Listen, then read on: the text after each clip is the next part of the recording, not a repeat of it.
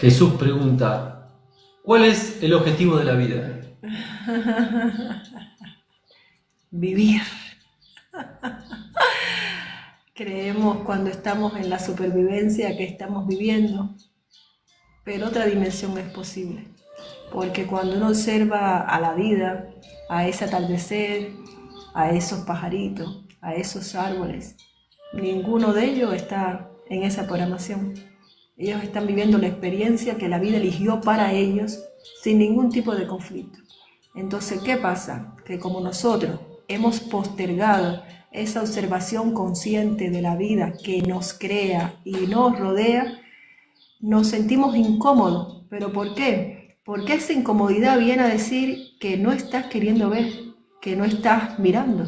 Somos como esos hijos que nos levantamos y no queremos verle la cara a nuestra madre. Así no se puede estar bien. Entonces tú dices, ¿por qué yo no tengo ese deseo? ¿Por qué no es mi prioridad? Porque hay una programación que te convenció que lo primero es levantarte, era tender la cama e irte a trabajar. Entonces llega un punto donde uno tiene que cuestionarse para empezar a rebelarse. Todo es un átomo. El átomo es energía. O sea que la energía es como una semilla que crece. Bien, ¿cuál es el propósito del átomo? ¿Cómo crece esa semilla? ¿Qué forma toman nuestros cuerpos? ¿Qué forma toma? Forma de belleza. ¿En qué momento se emocionan nuestros sentidos? ¿La emoción es nuestra? ¿La creamos nosotros? Es el sueño de todo ser humano crear una emoción. Nadie puede crear una, la recibe. ¿Cuándo un ser humano recibe plenitud? Cuando sigue sus deseos más intensos, cuando cree en su plenitud, cuando se inspira en forma de arte. Es un artista desbordado. Lo femenino y lo masculino son complementos. No hay ni mayor, ni menor, ni mejor, ni peor. Es como comparar profesiones. El que se inspira va a ser el que mejor represente una profesión, pero no hay ninguna que sea mejor que la otra, sino que hay una inspiración en sí. Lo femenino y lo masculino son energías de una misma fuente, Son una continuidad, son un complemento, son una danza, son un baile. Entonces, el que se lo pregunta es porque no está danzando, no está bailando, porque necesita una identidad que no tiene. Y ahora yo te pregunto, ¿acaso vale más el amanecer que el atardecer? ¿Vale más la marea alta que la marea baja? ¿La noche que el día? Sí, son las dos caras de la misma moneda. Y todos necesitamos esa energía masculina y femenina que van en un equilibrio. La persona que está equilibrada con esas dos no hace prevalecer más una que la otra. No está en ningún conflicto con ninguna. Fluye en esa danza de la que te hablaba Leo. La persona que necesita aferrarse a una y a una identidad ilusoria es porque no ha meditado y no se ha reconocido en ese otro. No se ha visto que forma parte de esa vida que nos crea a todos.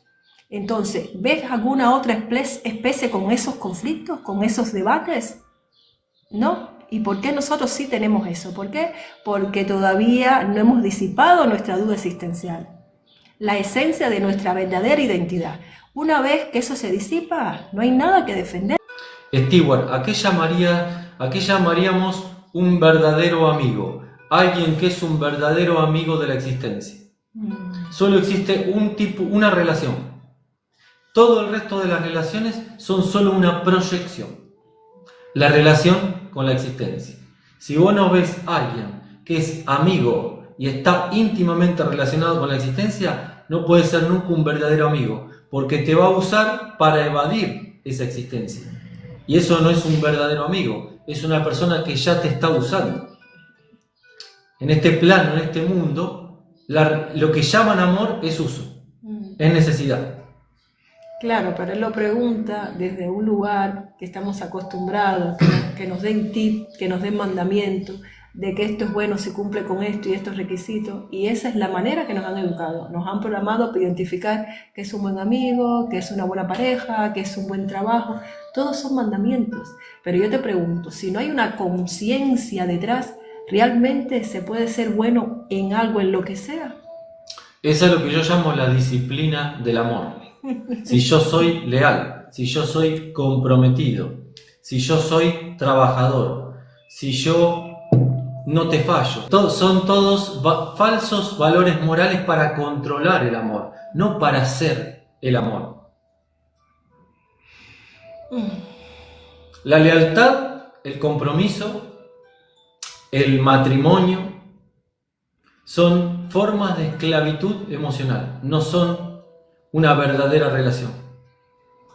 Porque debajo de eso hay una exigencia, como si algo fuera obligado. Cuando uno es un ser consciente, uno agradece lo que le den, si se lo dan. Y si no se lo dan, no hay problema, no hay reproche. ¿Por qué no te das a ti mismo lo que exiges que te den los demás? Aquí Víctor dice, aún estoy tentado a volver al mundanal ruido por las cosas que te brinda el dinero. Vos fíjate qué interesante, porque él reconoce que es mundano. Sí. Pero ¿qué pasa? Que sí, él también reconoce la tentación. Sí. ¿Por qué, Víctor? Es honesto. Claro, ¿por qué, Víctor? Porque la existencia no permite el vacío. El vacío debe ser llenado. Y si vos no conoces la existencia, necesitas llenar ese vacío con otra identidad. De ahí aparece el dinero, ¿no? Que te viene a cubrir miedos. Por lo tanto, mientras haya miedo, aquello que es supervivencia, siempre nos sentimos atraídos. No está mal, es simplemente reconocer que te está diciendo la experiencia de que todavía hay un vacío en el medio de uno y la existencia. Para cubrir ese vacío aparecen eso que vos llamás mundanal, ¿no? Distracciones, dinero, metas, objetivos. Aquí Rad me pregunta, ¿el que intenta ser consciente es el ego? El ego nace del intento de controlar una realidad que se desconoce. Cuando intentamos ser conscientes, ya no es el ego el que intenta ser consciente. El ego es el que confía en sus acciones para controlar lo que no conoce. El que intenta ser consciente ya no está confiando en sus acciones. Necesita conocer antes de accionar. El que intenta ser consciente ya es la mente que empieza a retirar su ego, porque se da cuenta en sus cálculos honestos que no puede controlar una realidad que no conoce, ni puede calcular cuáles son los riesgos dentro de una realidad que no conoce, porque estaría calculando un terreno infinito, un terreno que se llama casualidad. O sea, la mente no puede calcular cuáles son los riesgos de la casualidad, porque es infinito. El ego es el que intenta controlar esa casualidad. Por lo tanto, el que intenta ser consciente es, digamos, la mente que empieza a permitir que lo existencial y el cambio entre en el juego. Cuando la mente primero crea un ego para que no haya un cambio, para mantenerse seguro en una zona de confort. Entonces, cuando la mente empieza a permitir ese cambio, tiene que en sí mismo debilitar al ego, debilitar al controlador, debilitar al hacedor. Lo que ese intento viene siendo el cálculo más sofisticado de esa mente. Después de esa observación consciente, empieza a aparecer y a emerger el observador entre esos pensamientos y esos sentimientos, y te pones en ese rol. Se disfruta mucho ese rol, pero fíjate cómo necesitamos ir dando esos pasos. Esa mente necesita ir madurando, evolucionando en sus cálculos para permitir que nazca ese observador. Sí, ese intento viene siendo uno de los pasos que hay que dar en el camino, es verdad. Qué linda morocha. Ay, gracias, Norma. Espero que les aporte el contenido. Muchas gracias. Ahí estaba Teresa, ¿no? Por ahí andás, amiga. Te vi, Hola, te vi que amiga. estabas. Ha estado tremenda hoy la meditación en el grupo, ¿eh? María Teresa decía, yo los miro, quiero sostenerle la mirada y todo el mundo no está listo para sostener una mirada. Precisamente se ponen muchas gafas de sol bien oscuras para que no se note realmente cómo están. No necesariamente tiene que ver con el sol. Hemos visto personas ya en el ocaso, que no hay sol, que casi no se ve y todavía las llevan puestas. Entonces hay una actitud de evasión detrás de eso, de no conexión. Es un hecho que las gafas de sol no tienen nada que ver con el sol. Y el sol es hermoso y el sol nos tiene que candilar, nos tiene que acariciar, nos tiene que alumbrar. Las gafas de sol son un intento de separarnos de la vida, de no exponernos, de no vernos vulnerables. Jesús pregunta, una consulta, ¿el ego es necesario para conseguir cosas?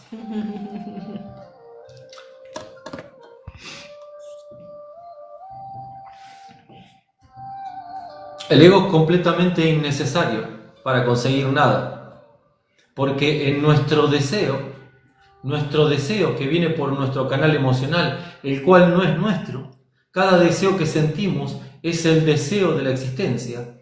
En el deseo viene implícita la acción, la inspiración y el resultado. Todo viene implícito en el deseo. El ego es el hacedor que quiere conseguirlo él y que quiere un resultado por encima del deseo.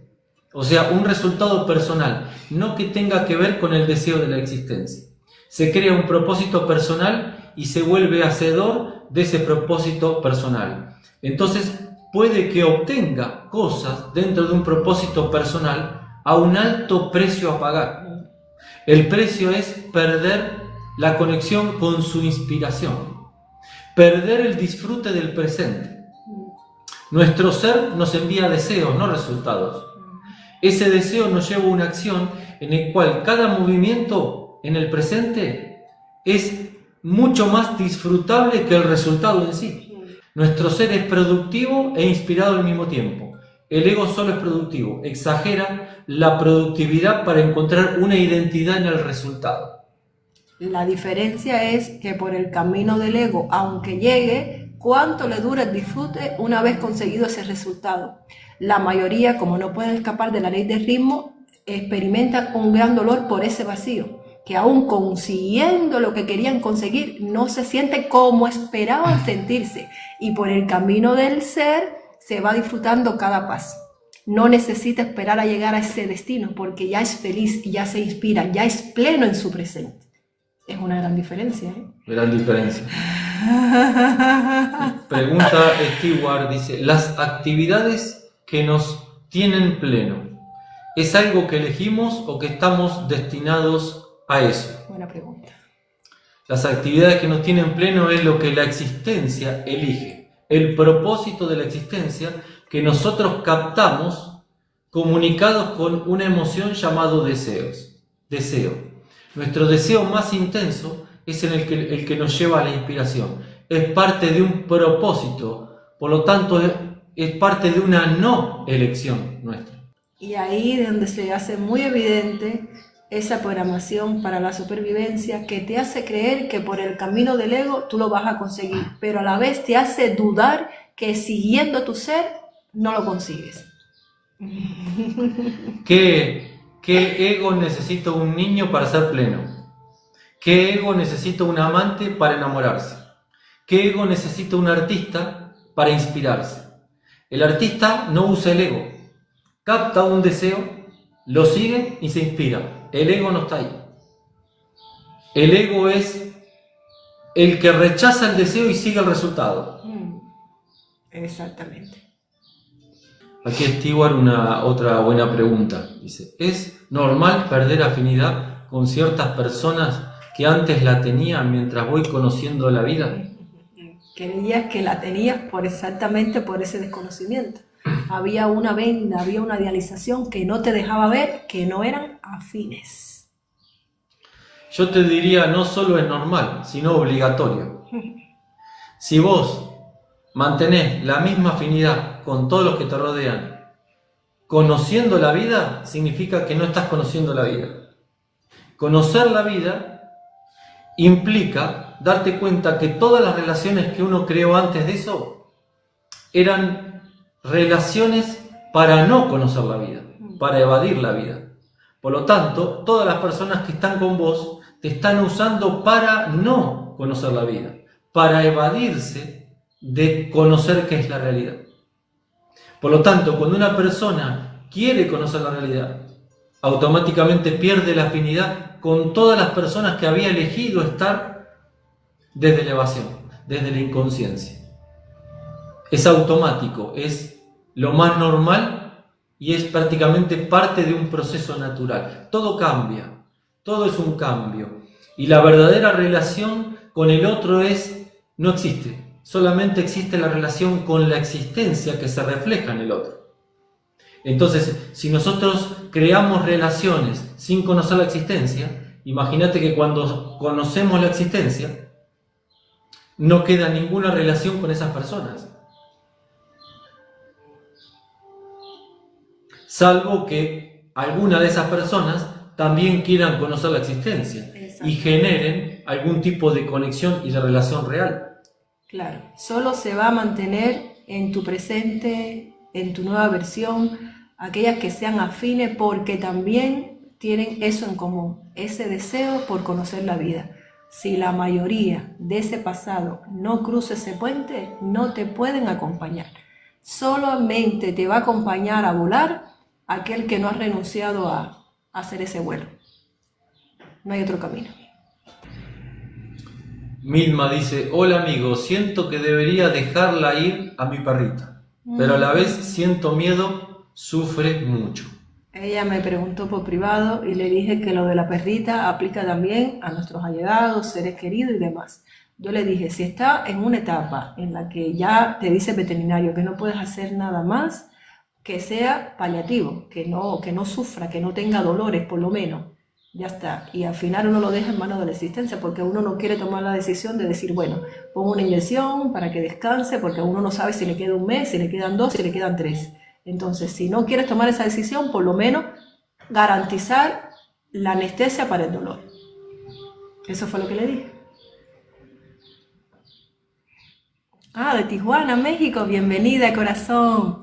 Gracias por compartir tan importante información. Gracias. Estamos aquí para acompañar a cada uno en esa observación. Recuerden todos aquellos que quieran profundizar en la información que aquí compartimos, pueden seguirnos a nuestro canal o pueden conseguir nuestros libros. Yo tengo 4 libros publicados en Amazon, Yanaisi tiene 2. Nos pueden pedir el enlace directamente a nosotros al privado o a nuestro WhatsApp que está en el perfil de nuestro canal. Mi primer libro, Todos estamos locos. Mi segundo libro, El camino del ego. Mi tercer libro, Los puentes rotos entre la religión, la psicología y la espiritualidad. Mi cuarto libro, Las leyes de la canalización. Mi quinto libro que está por salir en una semana. Estoy terminando la edición. Y los míos son Metamorfosis a los 40, que salió a principios de este año, también está disponible en Amazon. Y recientemente, el mes pasado, El código de las emociones. Es una guía de 30 emociones. Las primeras 20 son esas incómodas que a la mayoría nos cuesta trabajo descifrar su mensaje. Y bueno, espero que le aporten mucho. Si alguien quiere la versión económica que es en PDF, nos puede contactar y le mandamos por WhatsApp. ¿Ok? Toda verdad está dentro, toda relación está dentro y se manifiesta afuera. Yo no puedo ordenar mi habitación para sentirme mejor internamente. Yo tengo que relacionarme, ordenar mi relación con la existencia y de esa manera voy a amar tanto el orden como el desorden de mi habitación. Y voy a hacer un equilibrio. Voy a amar el desorden de un movimiento, de una creatividad, y voy también a amar el orden cuando quiera ordenarla. Nunca es de afuera hacia adentro. Ser consciente implica darse cuenta de que la realidad es un milagro. Si la realidad es un milagro, o si no sos consciente de que es un milagro, es porque nunca observaste. Si nunca observaste, no te diste cuenta que es un milagro. Yo necesito conocer la realidad, saber que mi cuerpo es parte del cuerpo de la realidad, enamorarme de la realidad, por consiguiente de mi cuerpo, y luego voy a manifestar esa relación en quizás cómo y lo que coma. Pero no puedo hacer al revés. Bueno, muchas gracias. Mi contribución hasta aquí. Yo dije, bueno, los viernes me pongo una hora a responder preguntas. Ya saben que los lunes estoy en la radio y la próxima semana, bueno, los que están acá en Mar del Plata, el jueves voy a estar presentando los libros en la Feria 33, así que luego le voy actualizando las historias con la información. Muchas gracias por pasar, por compartir, por aportar. Les digo otra vez lo de los libros, para el que no escuchó. El código de las emociones, ¿ok? Una guía emocional completa y Metamorfosis a los 40, disponibles en Amazon, y el que quiera la versión en PDF me puede contactar por WhatsApp y se lo envío. Muchas gracias por todo. Hasta la próxima. Gracias.